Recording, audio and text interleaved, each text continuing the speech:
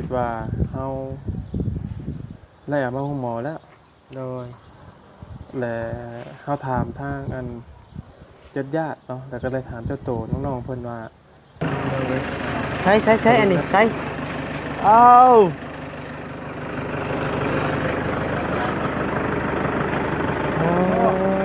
โตเปลี่ยนรถคันใหม่บ่จะว่าบ่อยากจื้ออันนี้สวัสดีโตโดยสบายดีเด้อบายโดยไปน้องเอ้ยโดยนี่แหละห้องนั้นห้องก็ได้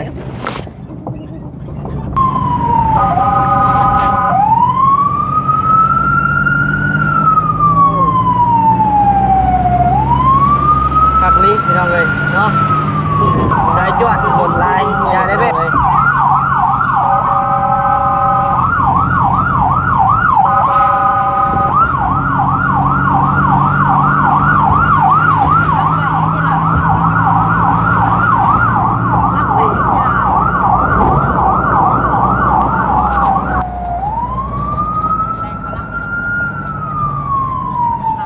วันนี้ดอกมันชุกเชิญนะพี่น้องเนาะกะประมาณนี้อาชีพกู้ภัยเฮาก็ได้โอ้อาซาแฮมสบายดีเช่นเดีโอ้ยวโตบ่พ่อหน้ากับบ่แฮมนี่เฮิงได้เนาะป้าโตแล้วคนเจ็บมาส่งนี่แหละก็เป็นในห้องหมอนี่แหละพี่น้องเอ้ยจะเป็นหยังแหละ เข้าไปน้ำเพิ่นเลยโลดเข้าไปเลยโลดเดี๋ยวบนนี้สิมอบให้คนละแสนเนาะเป็นซื้อน้ำกินนะพี่น้องเนาะ200 บาทนี่แหละเป็นเงินบนนี้เองพี่น้องเลย100,000บุญหนุ่มเขาก็ได้ประโยชน์เลยโอ้ยประโยชน์ก็เป็นนายหักกันแต่ยังไงก็ทีมงานเดียวกันนายหักบนนี้แหละพี่น้องเลยเนาะนายเขานายหักหรือว่าพอเท่าก็ได้พี่น้องเลยว่าลีได้ประโยชน์จิตใจอยู่กับลูกสาวเจ้าเลยพอสามารถเลยเว้ย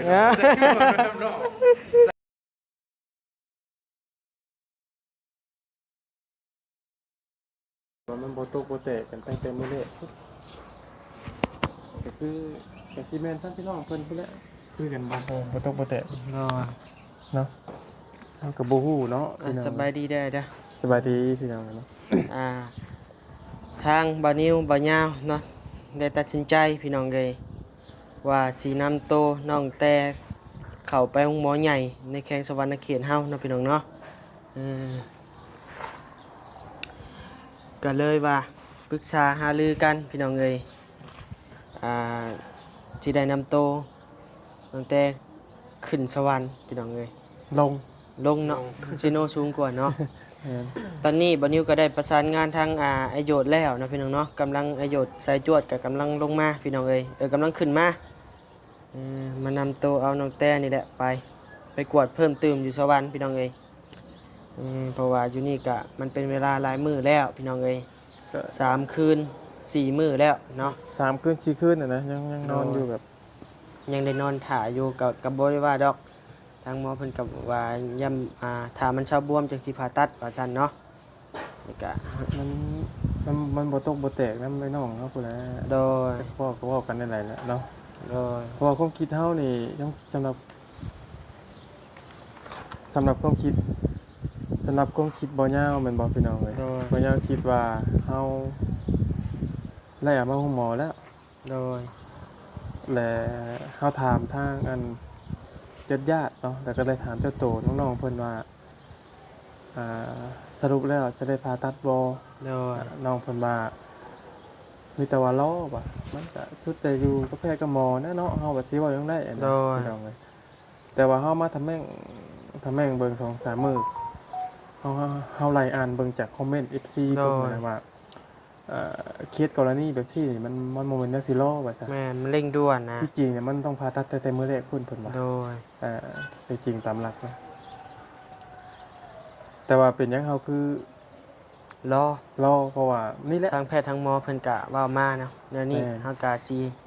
ว่าอย่างไรบ่ได้ถ้าสิฝืนเพิ่นบ่ได้เฮาบ่ได้บ่เรียนมาพี่น้องเนาะ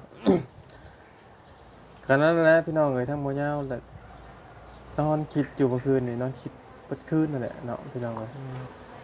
ว่าเสียวได้กำลังคนนี่นะเพราะว่าเฮาสิปะกับบ่ได้เด้พี่น้องเนาะ โดย และ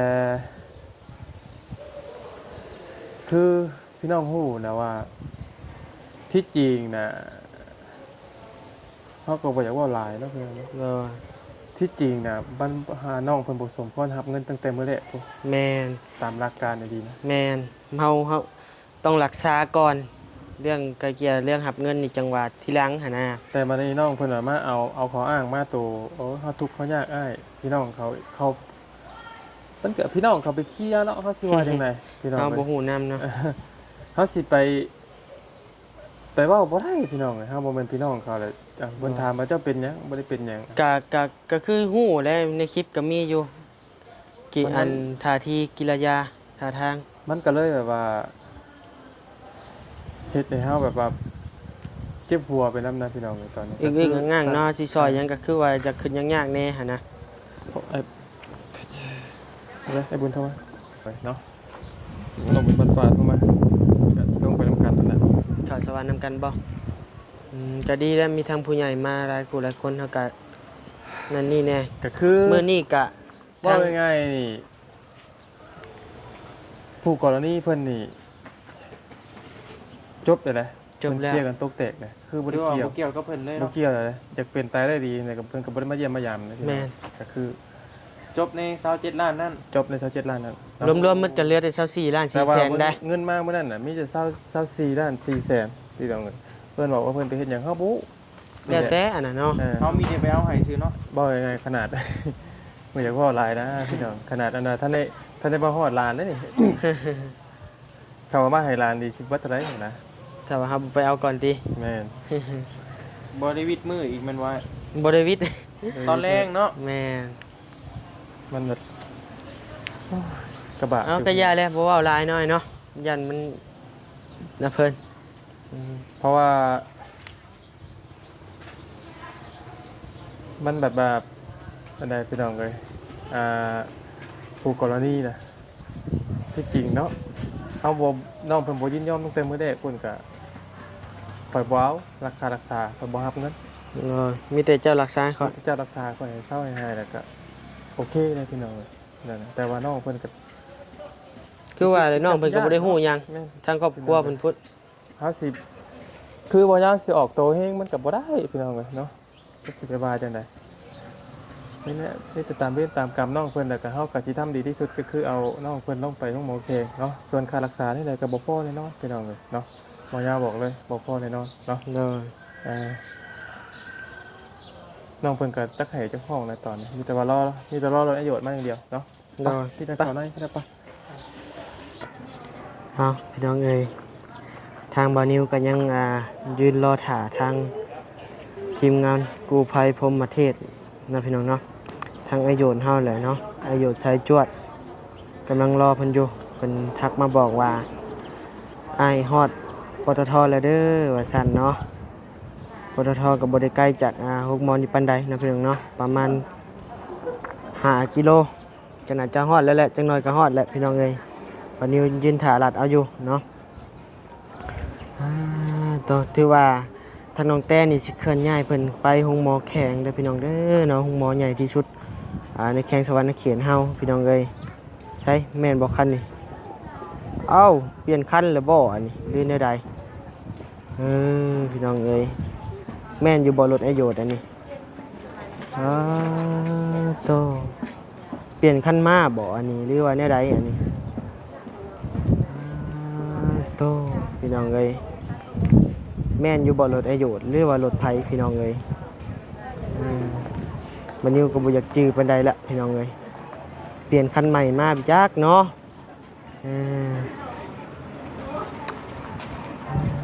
ต่อพี่น้องเอ้ยไอ้แม่นได้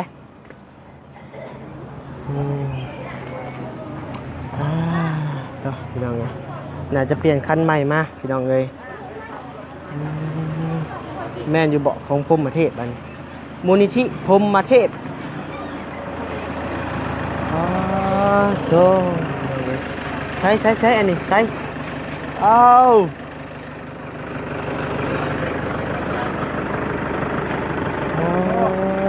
โตเปลี่ยนรถคันใหม่บ่จะว่าบ่อยากจื้ออันนี้ สวัสดี โตโดยสบายดีเด้องามลีเนาะอันนี้อยากขี่นำเด้อืม สวัสดีสวัสดี โดคนแรกคนเจ็บอยู่ในบ่เลยอ้าย ของนั่น แม่นเข้านี่เลย เอาเตรียมไปเลยบอก แม่นเอาเตียงไปเลย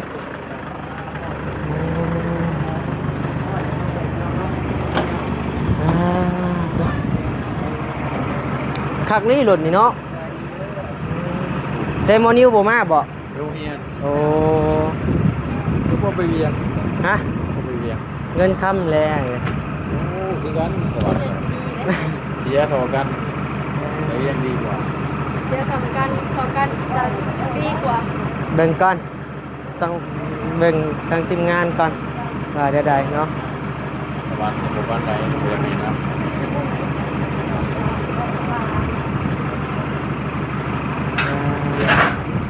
จบเลยกับกระหมุกเลยนะอ้าวโหลดไปได้กี่ปุ่น เนาะจอดไว้หลายมือบ่นี่ โบ่เลยไปส่งออกไปทางแดง โอ้มันเข่าบ่ 30กว่าลังทางแดง โอ้ ก็ละเขา ไปเอาบอร์ดปลังก้าไปนำไป ใส่บอดบ่ แม่นมันจังพลิกง่าย เอาผ่าห้องก็ได้ ผ่าห้องเอาบ่ไป สวัสดีสวัสดีสวัสดีก็โดนบ่ อาจจะบ่ชื่อเนาะ เต็งกับชื่อตัวกันตัวถอดเล่นเลยยัง เนาะมันบ่มีแว่นเลยจักคนละคนเนาะ ไปทางนี้บ่ ไปทางเพียว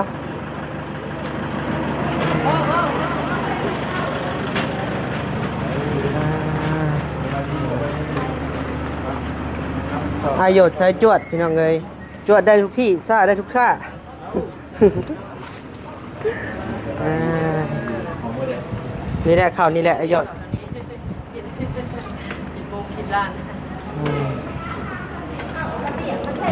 ใช่ เขาทางนั้นบ่เขาทางนั้นก็ได้สนะยุ่งไปไหมยุ่งไปไหม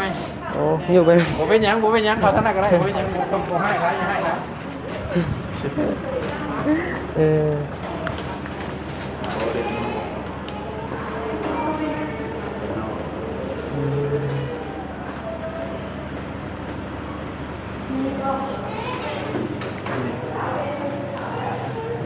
ขาหักเบื้องซ้ายเด้อไอ้4 มื้อ3 คืน โจ๊กกล้องไว้ก่อนกันไปใส่ เดี๋ยว2คนนั่น ไป ปลาเลย ขาไม่ต้องตึงเลยขา อืมเก็บเครื่องเก็บของเด้อ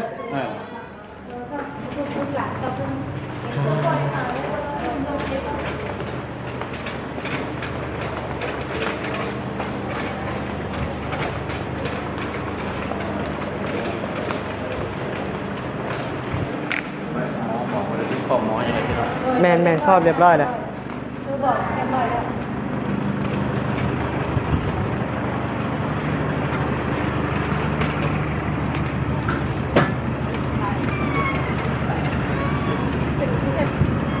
จะทำเลย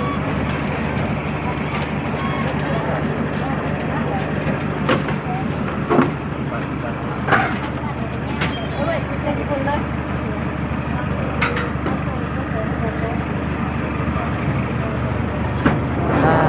เรียบร้อยเนาะไอ้หยดเนาะ เรียบร้อย ลงหมอแข็งเนาะ เขาฉุกเฉินเลย ใช้อันเด้อไอ้เจ้าขับรถเฮาเด้อเฮาสินั่งกับไอ้หยดเด้อหรือว่าใดๆฮะมีด่านบ่ไอ้ บ่มี โอเคจวดจ้ากับไอ้หยดก่อนย้อนอดีตความหลังก่อนบ่ได้นั่งเฮิงเลยเด้ หลายดอก อืมมีแต่ถ่าพัวเราขึ้นน้ำเนาะ ฝากฝาก ไปมีแต่รถเฮาทางไอ้ยาวเด้อครับมอบภัยเอ้าเจ้าดิไปใส่ ไปแล้วกันแล้วครับรถ โอ้เจ้าคือบุครับมันนะ รักอยู่ง่ายมันเป็นคดีนะ ขึ้นพอเลยคนไม่กล้าทับ ไปนั่งหน้า ไปเนี่ยสิกินเจ้า มาค่อยนั่งหน้าบ่ แม่บ่ได้ไปโอกาสหน้าก็ได้ โอเค ไปเอานั่งหน้าได้เฮา ไอ้น้องนี่ว่าจะขึ้นน้ำเพิ่น ใส่พ่ออยู่บ่ทางหน้านะ มีอย่างไร โอเค โอเคไปพี่แล้ว แม่น่าบ่อยแล้ว สู้ๆ สู้แล้วลูกเด้อเดี๋ยวสิต้องไปเยี่ยมดีเด้อ ไปนี่เอาเลยไปย้อนลึกความหลังก่อนบ่นิ้วก็ได้เนาะจะนั่งหน้าน้ำข่อยบ่ถักแล้วนี่เบิ่งโดยอุ๊บเอ้ยเนาะหักลีรถนี่อุ้ยเนาะ เขาเห็นอย่างคนหลาย จังว่าจะเป็นเห็ดสร้างกัน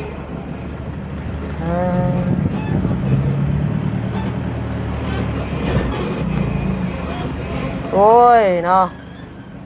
ซุกก็ออนแอดอยู่พี่น้องเอ้ยบาทนี่โดย หมากล้มเลยเนี่ย เท่าใดเพิ่นเปลี่ยนลุงหมากนี่ยศ ลูกหมากนี่อยู่ที่เบิร์ดเป็นสูตร3,500ยกสุดเนาะ ยกชุดเลย โอ้ มันก็ยกอยู่แล้วมันเปลี่ยนไปเลยทั้งตัวลงตัวถึง 3,500 เนี่ยเดินไปเด้อบ๊ายบายโดยไปน้องเอ้ย โดย นี่แหละข้างหลังยังก็ได้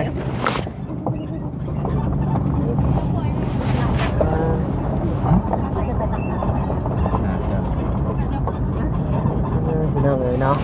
ปล่อยรถผมเป็นยังต้นคุ้มมันก็สะเทือนอยู่นะจะบอกนะอันเจ้าครึ่งมันจะเจ็บหลาย โดยปล่อยตามสบายมีแต่ให้ทั้งเอื้อยเพิ่นครึ่งให้ ว่าบุรุษมาหงหมอนี่ว่าเป็นอะไรสิวะเห็นยังบ่ได้ก็บ่ตรงต่อกัน ลูกพี่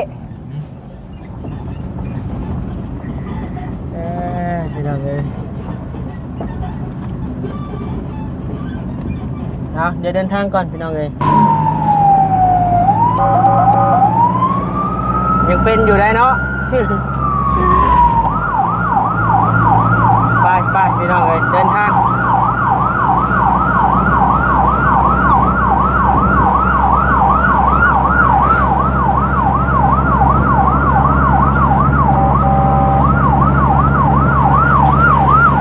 รถติด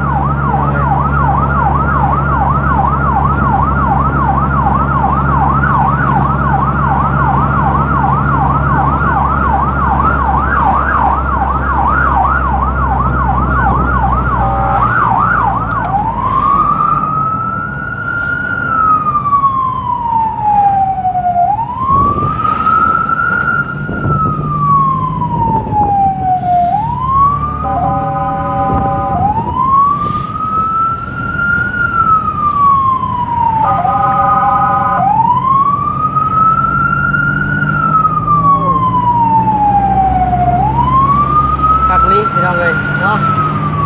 สายจวดอย่าได้เบ้เอ้ย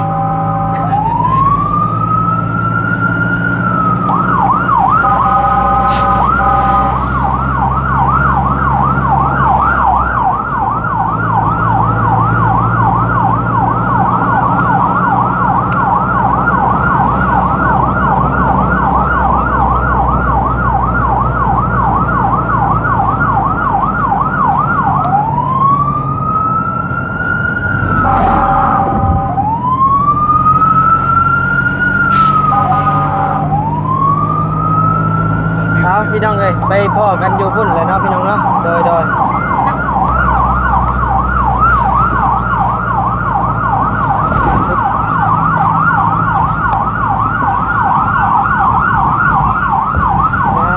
ล่นลายมือนี่พี่น้องเลย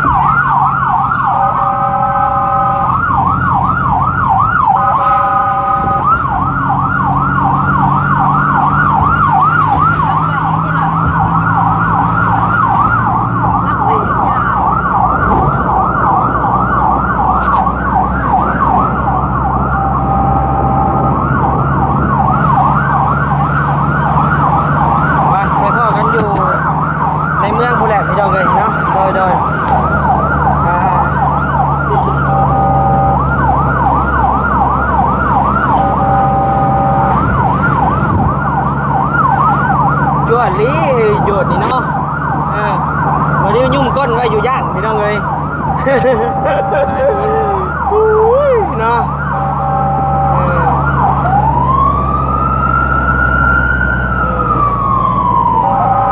เชิบเชิบ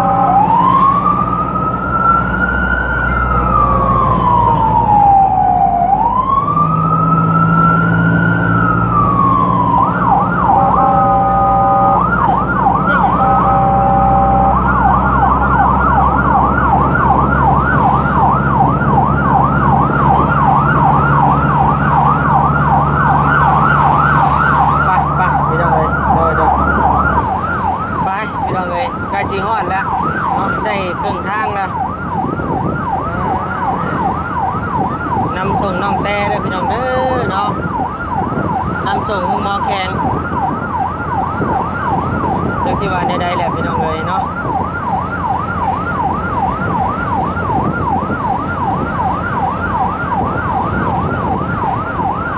ใครแต่มีทีมงานกู้ภัยพรหมเทพเนาะพี่น้องเนาะดังไอโยนสายจวดเฮานำส่งพี่น้องเอ้ยเอาพูดแหละพี่น้องเอ้ยไปพ่อกันอยู่ในเมืองนี่อันยังพูดแหละพี่น้องเอ้ยเนาะเสียงวอก็อยากดังแน่โดยเอาพี่น้องเอ้ยเนาะเข้าตัวเมืองแล้วเข้าตัวเมืองไกรซอนเนาะพี่น้องเนาะหรือว่าสวรรค์เฮานั่นแหละพี่น้องเอ้ย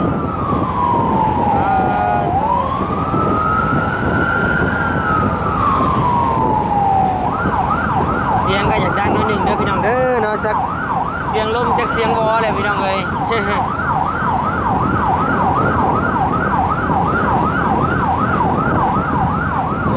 ิ่งข้างหลังก่อนเป็นอะไรบ่ได้เจ็บบ่บ่ได้ยินเราไงชีวิตคนเฮาเกิดมาชาติเดียวกันเนาะพี่น้องเนาะ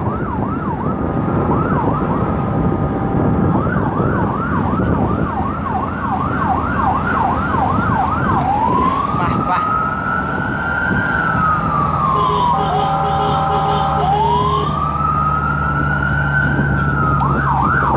เพิ่นกำลังอนามัยพี่น้องเลย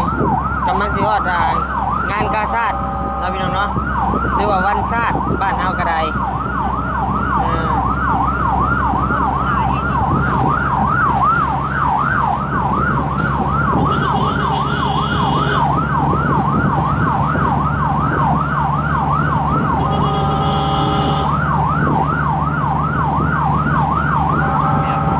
อ่อนเลย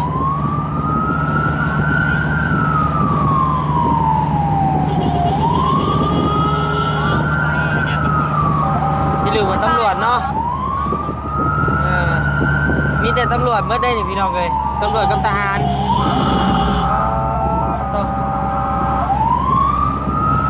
จี้เลย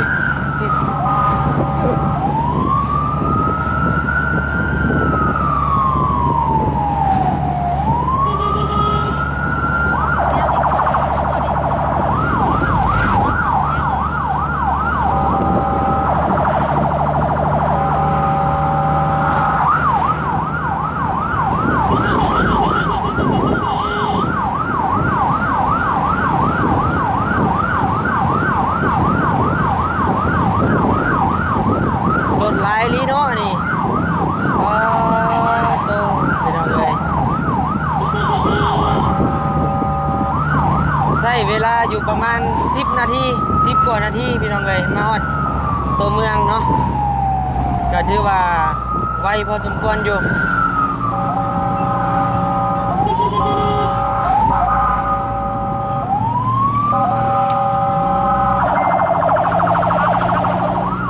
เนาะ เสียวอยู่ได้เมื่อใจว่าอยู่คนอยู่ทางเบื้องนี่นะ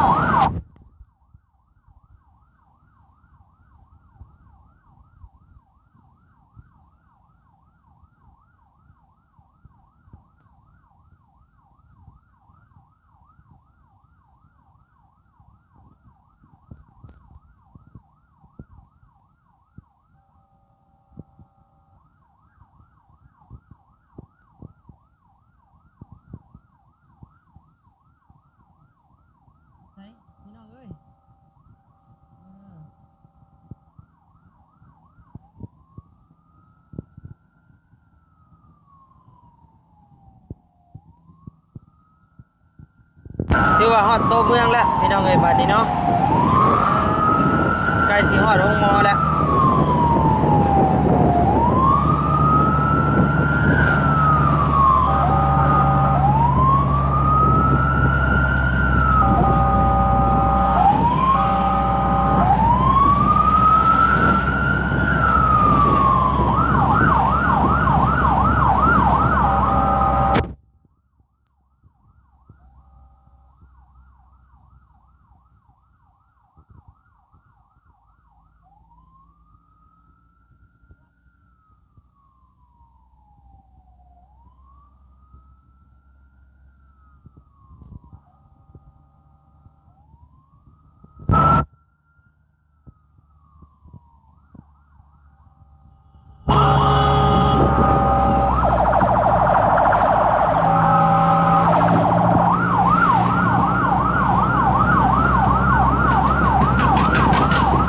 ตกใจดิ เออ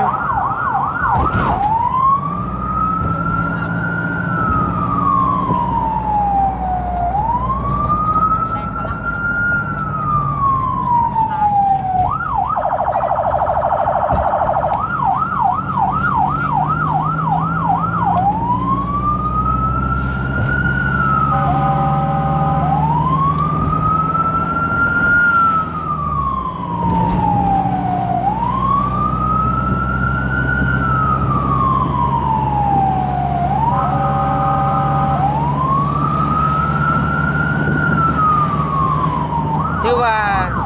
ทางบ้านเฮาเพิ่นก็ยังมีการขับขี่รถหลีกทางให้อยู่ได้เนาะถือว่าชมเชยอยู่เนาะพี่น้องเนาะ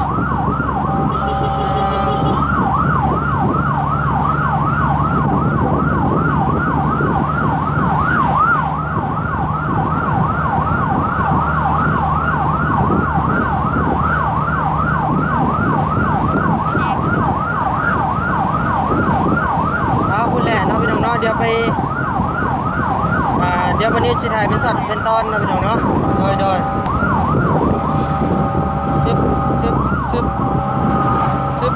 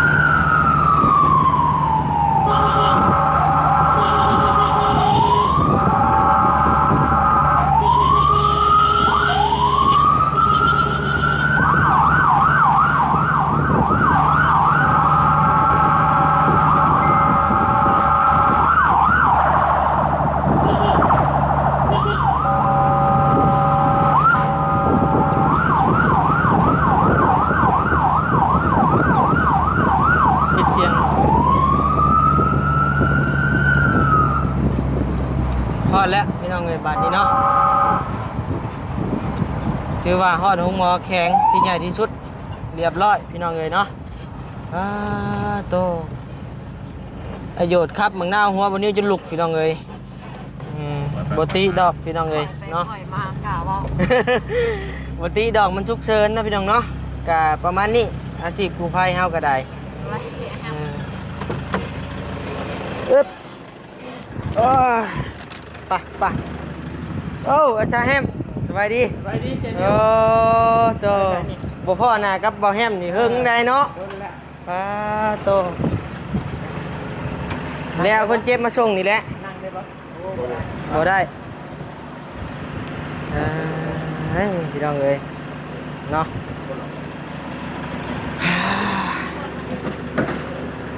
เดี๋ยวพอดีแหละมาพ่อทั้งบ่แฮมพี่น้องเอ้ยเพิ่นก็เป็นในห้องหมอนี่แหละพี่น้องเอ้ยจะเป็นหยังแหละ เข้าไปน้ำเพิ่นเลยโลดเข้าไปเลยโลดเอาโอเคเนาะทางบานิวกาสีบ่ได้เข้าไปนะพี่น้องเนาะเพราะว่าทางห้องหมอเพิ่นกะคือโหแหละพี่น้องเอ้ยกฎระเบียบห้องหมอเฮาพี่น้องเอ้ยเนาะตัวนี้แหละเดี๋ยวถ่าทางประโยชน์มาก่อนพี่น้องเอ้ยจะสิล้มน้ำเพิ่นอีกเทื่อนึงเนาะโดยเนาะพี่น้องเอ้ยบัดนี้ถือว่ามาฮอดมาถึงแล้วพี่น้องเอ้ยห้องหมอใหญ่ที่สุดในแข้งสวรรค์เขตเฮาพี่น้องเอ้ยตัวรถบานิวให้ทางบาญาวขี่มาเนาะกับบอบบี้บานิวเดินทางมากับไอโยดพี่น้องเอ้ยเพราะว่ามันรวดเร็วกว่าเนาะไปเดี๋ยวรอทางไอโยดเพิ่นเสร็จเวียกเสร็จงานก่อนพี่น้องเอ้ยเนาะว่าใดๆถ้าทางไอยาวมาก่อนเนาะโดยใช่น่ะเป็นยังไงน่ะโอ้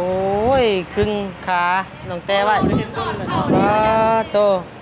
เคยเป็นอาสานำกันพี่น้องเอ้ยโอ้หลายปีเลย นอนไปประมาณ3 ปี 4 ปีหลังเนาะ แมนโอ้ขี่รถนำกันไปต่อยแล้วออกเหตุพี่น้องเอ้ยย้อนลึกความหลังเนาะพี่น้องเนาะใช่มาเป็นหยังอยู่นี่ เป็นพนักงานทำตอน โอ้ คนไปคนมา โดยพอดีเลยเด้อทางเพิ่นก็เป็นผู้ทุกข์ยากเลยก็ยังให้เจ้าเดินเรื่องซอยนะทางข่อยกับโอ้โหยังหลายเกี่ยวกับแพทย์ของหมอ อะไรครับตามเป่านิ้วคนเนาะ โดย ช่วงเข็มยากเนาะ ก่อนจะมีอะไรนี่ โอ้ขาหักมานี่4 มื้อได้ยังบ่ได้รับการผ่าตัดอยู่มีแต่หาเจ้าได้เคลียร์เบิ่งเดินเรื่องซอยแน่หั่นนะผากทางเบาแฮมนี่ได้พี่น้องเอ้ยเนาะอย่าเพิ่งเมื่อนะไอ้โยศบ่ได้พาติโดยอย่าเพิ่งเมื่อโดยเดี๋ยวถ่าทางเบาย่ามาก่อนพี่น้องเอ้ย ไปกับผ่านติดตามผลอะไรเนาะ โดย จนฮอดนาทีสุดท้ายของการสำเร็จเคสนี้ของ โด เพิ่น ย เนาะ คือว่าเคสน้องแต้นมีเบานิ้วกับเบาย่ารับผิดชอบเนาะเสร็จแล้วเดี๋ยวรอทางเบาย่ามาก่อนพี่น้องเอ้ยเนาะโดยให้ทางเบาแฮมเดินเรื่องซอยเนาะพี่น้องเนาะผ่าพังน้ำเพิ่นนั่นแหละเบานิ้วก็ได้เพราะว่าเป็นหมู่กันแต่เป็นอาสานำกันผู้นแหละหลายค่าหลายปีพี่น้องเอ้ยทางไอ้โยดก็ให้เรารอถ่าทางเบาย่ามาปรึกษาหารือกันก่อนเนาะพี่น้องเนาะต่อว่าเรื่องรถเรื่องล่างนี่มันเสียงดังโพดเลยได้โยน เนี่ยมันตัวลูกหมากของยางตัวถึงตัวลูก โดย มันหลวม ถ้าว่าเปลี่ยนนี่ยกชุดนี่เท่าใด ยกสุดไปถามอยู่ที่ 3,500 บาท 3,500 บาท แม่ 2 ล้านประมาณ100 เหรียญนี่บ่ ประมาณนี้ร้อย 100 เหรียญ120เหรียญซะพี่น้องเอ้ยก็บ่แพงปานใดพี่น้องเอ้ย มันจะดังเวลา อันตรายเด้มัน แม่ ถ้าว่ามันหลุดนี่ โอ้ไปเกิดมันเลย โดยนี่ยางก้อนยางหูแหนบลูกหมากยกชุดเลยพี่น้องเอ้ย ลูกหมากลุมเทิงเลย แม่น มันแตกมาแล้วจองเบิ่งลูกยางมันแตกหมดไปทางกันดานเด้สุเขตอนาถา แม่น ส่วนลายอยู่ในกันดานไม่ได้ไป โดย เลือกบ่ได้ไปขอความเลือกมาไป โดยใช้อาสาไปใส่ ของน้ำ ตีโด พี่น้องเลยเนาะถือว่าภารกิจทางไอโยดกับเสร็จสิ้นเป็นที่เรียบร้อยพี่น้องเลยเนาะเดี๋ยวมีแต่ทางบอนิวกะอันนั้นสิอย่าเพิ่งไปสิเอาเงินกินน้ำกินไนให้ก่อนนะพี่น้องเนาะเรื่องค่าน้ำมูกน้ำมันเดี๋ยวบอนิวปรึกษากับทางไอ้ยาวนั่นนี่ก่อนเนาะเงินกินน้ำกินไนกับเป็นเงินบอนิวเองนี่แหละพี่น้องเลยเนาะสิจกซอยเพิ่นตั้งให้ซื้อน้ำซื้อไนซอยกันพี่น้องเลยเพราะว่าทางน้องเพิ่นกับจิตใจนี่ก็โอ้พี่น้องเลยสุดแต่ในนี้เนาะพี่น้องเนาะทางไอโยดกะว่าลีได้ไอโยดเพราะเป็นลูกเคยนี่เด้อ เสียผู้ใดหาคนผู้ใดสุด นี่ได้นี่ เอาแต่ความสามารถเลย เออเดี๋ยวบอนิวสิมอมให้คนละแสนเนาะเป็นซื้อน้ำกินนะพี่น้องเนาะ200 บาทนี่แหละเป็นเงินบอนิวเองพี่น้องเลย100,000บุญนมเขาก็ได้ไอโยดเลยโอ้ยไอโยดก็เป็นนายหักกันตั้งแต่โอ้ยเราเปิดมูลนิธิแรกๆบอนิวเคยออกไปซอยแล้วอยู่ตอนน่ะเคสถือไฟใหม่จูดตัวเองใหม่เลยเนาะติดตาเลยเกณฑ์นั้น โอ้เนาะ โอ้ทะเล โหดแห้งดิเดี๋ยวเผาตัวเองทั้งเป็นเลยนะพี่น้องเลยโอ้โดยเป็นอะไรใช่ป่ะ เข้าไปเลย เรียบร้อยแล้วมีแต่ เดินเรื่องเอกสารแล้ว น้ำมูกน้ำมันนั่นแหละปรึกษากันทางเฮากัน ครัวเพิ่นได้ แมนเอาน้ำพัวเพิ่นก่อน ตัวยังอยู่ใน ครัวยังได้ เอาเอกสารเข้าไปกิน เออ ไปนะไปนอนไปอย่าง มีแต่ทางเฮากันมีแต่มอบค่ากินน้ำกินในเพิ่นละเงินเฮาเอง เท่าไหร่ คนละแสน โอ้ท่านเลยเนาะใช้แว่นได้เหรอ จะอย่าไปหย่อนแม่ ต้องมาปีนี้ เฮาจองเลยได้ เอาละทางประโยชน์แล้วเราให้ป่ะ ให้เด้เราได้แต่ความสามารถเราอ่ะขอเป็นลูกเคยเราอยู่ตอนนี้ฮะ เจ้าแล้วมิตรบาลนั่นเลยอันเอาเงินให้เราเนาะให้เราเท่าไหร่ แล้วแต่เลยครับ เราว่าแล้วแต่เราซอยเรือแล้วกะ โดย มีแต่ค่าน้ำมูกน้ำมัน และ และ น้ำมันโหลดก็พอเรา มีแต่ตัวนั้นเอาน้ำน่องคนละเนาะ เดี๋ยว ถ่ายนึงได้ป่ะนะ ได้ได้ เพราะว่าเงินกะเป็นยังบ่มีทางผู้ใหญ่ซอยเรือไอ้ โดย เฮาก็ซอยได้แต่ซ้ำนี้แหละค่ะอยู่ข้าวกินโดย โคชิเลียโคชิเลีย โดย วันนี้มันพี่เย็นถึงวันแรก เด้พอดีแล้วนี่ทางเบาแฮมใช่มาพี่โอ้ยเนาะ แก้กันบ่ โอ้ยล่มใต้น้ำกันอันนี้นะตะกี้อยู่ในอาซา โดย เก่าเด้น มีแต่หาทางเบาแฮมเดินเรื่องซอยเนาะเพราะว่าเพิ่นก็เป็นเรื่องหมอนี่เรื่องผ่าตัดเพิ่นก็ฮู้อยู่ฮะบ่แม่นพี่น้องหมู่คู่อาสานำกันตะกี้ผู้ใดรอดลมรอดตายมานำกันนั่นแหละว่าง่ายๆก็ได้ อันนั้น เออ อันนั้นเลย บ่าวบอยมาพี่ ไปยืน ไปยืนในงาน เห็นเอายา โดย มิตรว่าเอาเรื่องคารามันเนี่ยเป็นยังไง เอาจาก แล้วแต่ โอ้ 500,000บ่1,000ซะ1,000 บาทกับบ่หลายดอกเพราะว่าซอยบ่เจ้าไปเติมน้ำมันแล้วก็ไปซอยเคสอื่นนำแน่หั่นน่ะ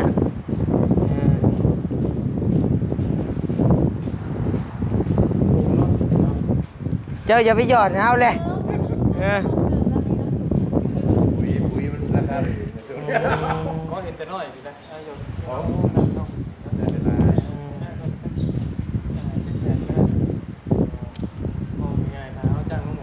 โอ้บ่ว้าวเลยระดับล้าน5ล้าน8 เพราะว่าไงคือโยนเป็นคนของเรา แมน อยู่ในเนื้องานทีมงานกันนะ ว่าไงกับทีมงานเดียวกันไอ้หักบ่นิ้วแหละพี่น้องเอ้ยเนาะ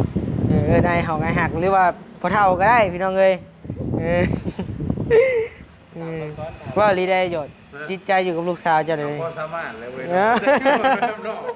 สร้างว่าเลย อยากสละโสดยามหนาวนี่นะ แต่น้อยเพื่อนเรา โดยวันนี้ก็เห็นแต่เพิ่นเข้าอาสาใหม่ๆอยู่แล้ว ว่าสำคัญว่าสำคัญ ฮะจักแล้ว ขึ้นมา โอ้ ซ้ำกันกับบานิวนี่เอาเนาะทางบานิวกาซีได้จบคลิปเพียงจำนี้พี่น้องเอ้ยถือว่าปลอดภัยแล้วแหละพี่น้องเอ้ยเนาะปลอดภัยแล้วประโยชน์มาส่งฮอดโรงพยาบาลเรียบร้อยพี่น้องเอ้ยเอาอยู่ดีมีแฮงเด้อพี่น้องเด้อความเจ็บบ่ได้ความไข้บ่มีปรารถนาสิ่งใดขอให้ได้สิ่งนั้นสมความมุ่งมั่นปรารถนาจะเจ็บจะจนร่ำๆรวยๆพี่น้องเอ้ยโดยไป